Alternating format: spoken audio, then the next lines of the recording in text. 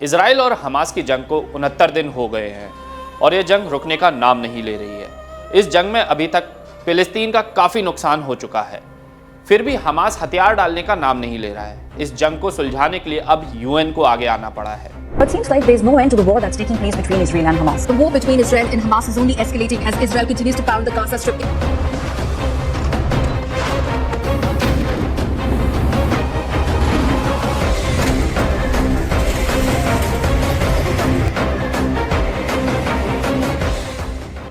नमस्कार, मैं अनिकेत दीक्षित स्वागत करता हूं आपका यूबीई न्यूज में, जहां हम सिर्फ खबरें नहीं लाते बल्कि उनका बारीक और सटीक विश्लेषण भी करते हैं। संयुक्त राष्ट्र महासभा ने 12 दिसंबर को भारी बहुमत से एक प्रस्ताव पारित किया जिसमें गाजा में युद्ध विराम की मांग की गई। भारत समेत 153 देशों ने पक्ष में मतदान किया। संयुक्त राज्य अमेरिका और इजराइल सहित 10 देशों ने इसके खिलाफ मतदान किया, जबकि 23 देशों ने भाग नहीं लिया। संयुक्त राष्ट्र महासभा में भारत की स्थायी प्रतिनिधि रुचिरा कंबोज ने कहा कि 7 अक्टूबर को इजराइल में आतंकवादी हमला और उस समय बंधक बनाए गए लोगों के लिए चिंता का विषय है। वहां एक बड़ा मानवीय संकट है और बड़े पैमाने पर नागरिक जीवन की हानि हो रही है, विशेषकर महिलाओं और बच्चों की। संयुक्त राष्ट्र महासभा UNGA की आपात बैठक में गाजा में तत्काल युद्ध विराम प्रस्ताव पारित हो गया।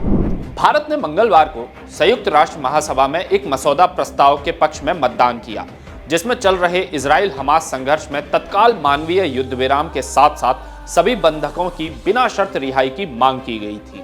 संयुक्त राष्ट्र महासभा ने 12 दिसंबर को भारी बहुमत से एक प्रस्ताव पारित किया जिसमें गाजा में युद्ध विराम की मांग की गई। यह जानकारी संयुक्त राष्ट्र की समाचार सेवा ने अपने एक्स हैंडल पर और वेबसाइट पर साझा की है। संयुक्त राष्ट्र की समाचार सेवा के अनुसार प्रस्ताव में महासभा की मांग को दोहराया गया है कि सभी पक्ष अंतर्राष्ट्रीय कानून के तहत अपने दायित्वों का पालन करें। इसमें अंतर्राष्ट्रीय मानवीय कानून भी शामिल है। यह कानून विशेष रूप से नागरिकों की सुरक्षा के संबंध में है। अब जानते हैं क्या है इजराइल और फिलिस्तीन के बीच का विवाद। इजराइल और फिलिस्तीन के बीच विवाद कोई नया नहीं है। सबसे पहले हम इसकी भूगोलीय स्थिति के बारे में समझते हैं। दरअसल इजराइल के पूर्वी और दक्षिण पश्चिम हिस्से में दो अलग अलग क्षेत्र हैं। पूर्वी हिस्से को वेस्ट बैंक और दक्षिण पश्चिम हिस्से में एक पट्टी है जिसे गाजा पट्टी के तौर पर जाना जाता है। वेस्ट बैंक और गाजा पट्टी को ही फिलिस्तीन माना जाता है। हालांकि वेस्ट बैंक में फिलिस्तीन नेशनल अथॉरिटी सरकार चलाती है और गाजा पट्टी पर हमास का कब्जा है, जो इजराइल विरोधी एक चरमपंथी संगठन है।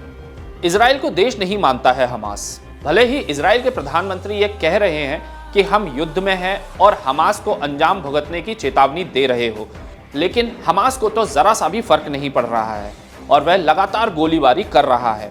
दरअसल हमास इजराइल को देश के तौर पर देखता ही नहीं है और उसे निशाना बनाता रहता है, जबकि इजराइल और अमेरिका हमास को एक चरमपंथी संगठन मानते हैं, साथ ही हमास को नेस्तनाबूद करने की मंशा रखते हैं। फिलिस्तीन अरबी और बहुसंख्यक मुस्लिम बहुल इलाका है, जहाँ की आबादी तकरीबन 20 लाख है।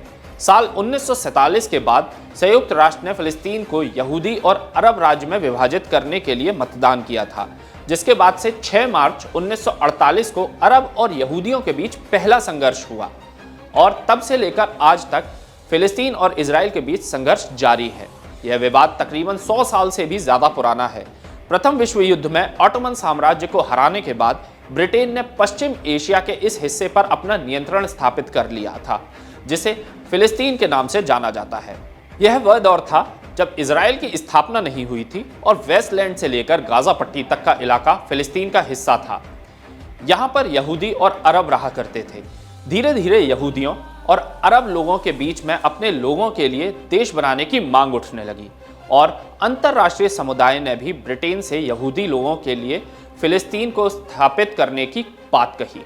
दूसरी ओर बहुसंख्यक अरब अपने लोगों के लिए फिलिस्तीन नाम से एक नया देश बनाने की मांग कर रहे थे और यहीं से शुरू हुआ यह विवाद जो बदस्तूर जारी है। फिलिस्तीन और इजराइल के बीच का विवाद तो अंग्रेज भी नहीं सुलझा पाए थे। इसी वजह से उन्होंने 1948 में फिलिस्तीन को उसी के हाल पर छोड़ दिया और वहां से चले गए। यहूदी नेताओं ने मिलकर इजराइल की स्थापना का ऐलान किया, जिसका फिलिस्तीनियों ने जमकर विरोध किया और पड़ोसी अरब देशों ने तो हमला भी बोल दिया था। युद्ध के बीच कई फिलिस्तीनियों को अपना घर छोड़कर जाना पड़ा और फिलिस्तीन के ज़्यादातर हिस्से पर इजराइल ने कब्जा कर लिया था। युद्ध के बाद जॉर्डन ने वेस्ट बैंक और मिस्र ने गाजा पट्टी पर कब्जा कर लिया, जबकि यरूशलेम के पश्चिमी हिस्से पर इजराइल का नियंत्रण स्थापित हो गया था। 1967 का 6 दिवसीय युद्ध। 1967 में हुए युद्ध में सीरिया ने गोलान हाइट्स में स्थित इजरायली गांवों पर बमबारी तेज कर दी थी, जबकि मिस्र ने सिनाई सीमा के पास अपनी सेनाएं जुटाईं और इजरायली जहाज़ों को अकाबा की खाड़ी का इस्तेमाल नहीं करने दिया। इजराइल ने ऐसे में मिस्र पर अचानक हवाई हमला किया और मिस्र की वायुसेना को नेस्तनाबूद कर दिया। इजरायली सेना ने मिस्र, सीरिया और जॉर्डन की सेना को मात दी और सिनाई प्रायद्वीप, गाजा पट्टी, वेस्ट बैंक और पूर्वी यरूशलेम पर कब्जा कर लिया। यरूशलेम को लेकर क्यों है विवाद? यरूशलेम इजराइल अरब तनाव में सबसे विवादित मुद्दा भी है। यह शहर इस्लाम, यहूदी और ईसाई धर्मों में बेहद अहम स्थान रखता है। पैगंबर इब्राहिम को अपने इतिहास से जोड़ने वाले ये तीनों ही धर्म यरूशलेम को अपना पवित्र स्थान मानते हैं। यही वजह है कि सदियों से मुसलमानों, यहूदियों और ईसाइयों के दिल में इस शहर का नाम बसता रहा है। हिब्रू भाषा में यरूशलाइम और अरबी में अल कुद्स के नाम से जाना जाने वाला यह शहर दुनिया का सबसे प्राचीन शहरों में से एक है। इस शहर को कई बार कब्जाया गया है, ध्वस्त किया गया है और फिर से बसाया गया है। यही वजह है कि यहाँ की मिट्टी की हर परत में इतिहास की एक परत छुपी हुई है। तो यह थी इजराइल और हमास के बीच की जंग की एक डिटेल्ड रिपोर्ट। आपको हमारा प्रोग्राम कैसा लगा? अपने विचार हमसे ज़रूर साझा करें। तब तक के लिए धन्यवाद।